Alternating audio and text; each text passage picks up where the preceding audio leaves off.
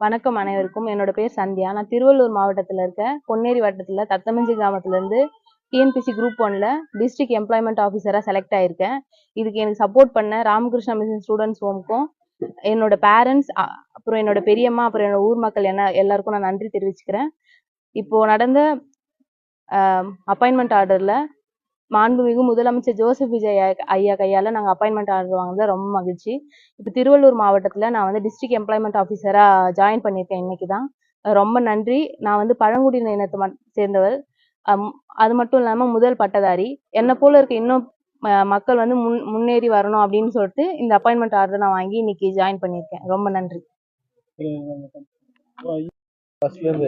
அதெல்லாம் வேண்டாம். இல்ல வேண்டாம். அவங்களுக்கு என்ன சொல்றீங்கன்னு கேக்குறாங்க. இல்ல அது இன்னும் இதுவாயிடும். அது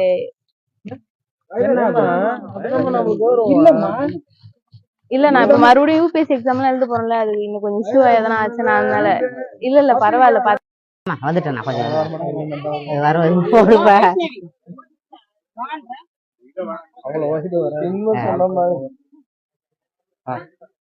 வணக்கம். நாங்க திருவள்ளூர் மாவட்டம் தத்தமஞ்சின்ற கிராமத்துல மீஞ்சூர் ஒன்றியத்துல இருக்கிற தத்தமஞ்சின்ற கிராமம். நாங்க வந்து பழங்குடியினர் இனத்தை சேர்ந்தவங்க. எங்க தங்கை மகள் வந்து இன்னைக்கு குரூப் 1 பரீட்சையில இது டிஸ்ட்ரிக்ட் ஆபீசரா செலக்ட் ஆயிருக்காங்க.